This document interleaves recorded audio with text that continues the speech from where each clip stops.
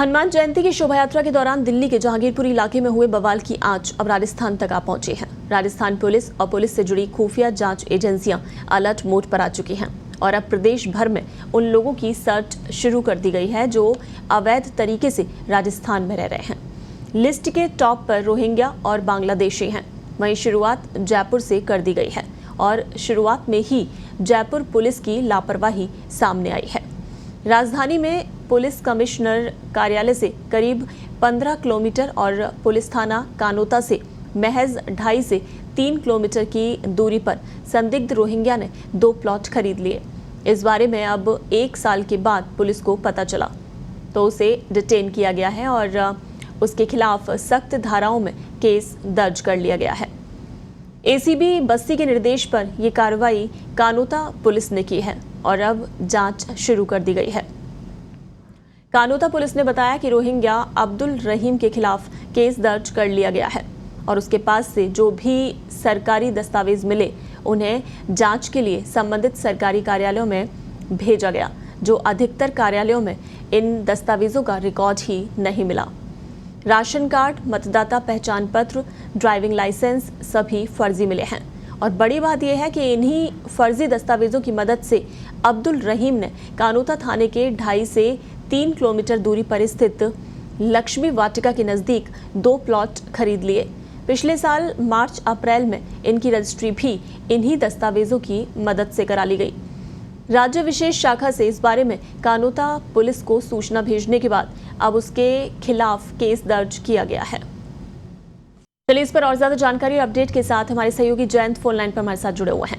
Jayant, Rohingya को detain किया गया है, 2 प्लॉट भी बताए जा रहे हैं कि उसने यहाँ खरीद लिए थे। क्या कुछ जानकारी निकलकर सामने आ रही है और किस तरीके से उसे डिटेन किया गया? देखिए, दिल्ली में पिछले दिनों जब बवाल हुआ तो उसके बाद केंद्र सरकार की तरफ से सभी राज्यों को दरअसल ये निर्देश दिए गए, जिनमें राजस्थान टॉप पर है, कि वहाँ जो अवैध रूप से बांग्लादेशी रह रहे हैं, रोहिंग्या रह रहे हैं, उनकी सर्च की जाए और सर्च के बाद उनकी पूरी जानकारियां जो है तुरंत उनको उपलब्ध करवाया जाए सरकार तक।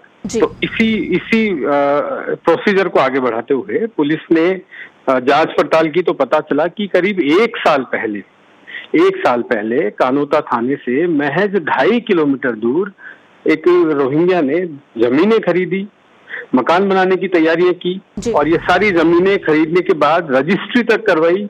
रजिस्ट्री का प्रोसीजर के तहत जो रजिस्ट्री का प्रोसीजर होता है उसमें सरकार के पास पैसा जमा कराना होता है, पैसा भी जमा कराया और ये सारे जो प्रक्रिया की वो फर्जी दस्तावेजों के जरिए की। जब उसको बुलाया, उससे पूछताछ की तो पूरा घटनाक्रम खुलकर सामने आया। अब उसको डिटेन किया है और उसके साथ रहने वाले अन्य लोगों के बारे में भी पड़ताल शुरू कर दी गई है। जी, तो ये क्या जानकारी अभी तक निकल के आई जयंत की कितने वक्त से ये रोहिंग्या जो है इस तरह से अपनी प्रॉपर्टी बना रहा था, कब से यहाँ पर रह रहा है, उसे लेकर कोई और अपडेट अभी निकलकर सामने आया है? देखिए, जो एसीबी बस्ती है उनका यही कहना था कि करीब 18 से 20 साल हो गए इसे यहाँ रहते हुए अपने परिवार के साथ। उसका ये कहना था कि उसके जो परिजन हैं, जो पुरखे हैं, वे नागालैंड से किसी समय राजस्थान आए और उसके बाद यहाँ आकर बस गए। अब उसके बाद इनका जो एक तरीके से दस्तावेज है, जो सरकारी दस्तावेज है, जो किसी भी चीज के लिए जरूरी है, अहम है, उनकी पड़ताल की गई तो पता चला कि एक बड़ी संख्या हो सकती है अवैध रूप से जयपुर में रह रहे रोहिंग्याओं के बारे में। तो पड़ताल की जा रही है, सर्च जारी है, पुलिस मुख्यालय से निर्देश लगातार मिल रहे हैं, आईबी और अन्य खुफिया एजेंसियां हैं वो लगातार इस काम में लगी हुई हैं और उसके बाद पूरी रिपोर्ट तैयार की जा रही है। लेकिन इस बीच ये और मैं बताना चाहूंगा कि इसी तरीके का एक मामला पिछले साल सामने आया था।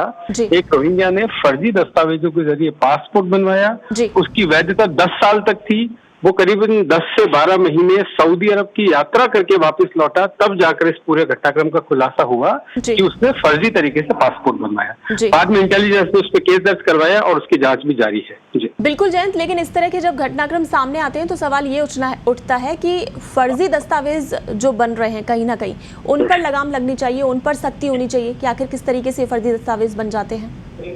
बिल्कुल, ये एक बड़ा इशू है जो समय समय पर सरकार के सामने आता है। कुछ समय तक पाबंदी कार्मिकों को किया जाता है, पाबंद किया जाता है, वे लोग सही तरीके से दस्तावेजों की जांच करते हैं, लेकिन फिर चीजें ढीली पड़ती हैं, शिथिल पड़ने लगती हैं और ये प्रक्रियाएं फिर से चालू हो जाती हैं। भ्रष्टाचार का जो पूरा एक घटनाक्रम है, मामला है कि सरकारी दस्तावेज चंद रुपयों के लिए बना दिए जाते हैं, फिर ये भी नहीं देखा जाता कि ये देश की सुरक्षा के साथ खिलवाड़ हो सकता है। तो एक पूरी प्रक्रिया है सरकारी सिस्टम को दुरुस्त करने के लिए भी, उसके लिए भी तैयारियां सरकार को सख्त करनी होंगी। लेकिन अब ये जो चीजें हैं, ये जो रोहिंग्याओं का जो मैटर चल रहा है, इसमें सरकार बहुत ज्यादा गंभीरता बरत रही है और सभी सरकारी डिपार्टमेंट जो हैं उनको सख्ती बरतने के निर्देश जारी किए हैं। जी, चलिए बिल्कुल जयंत, इस तमाम जानकारी के लिए शुक्रिया।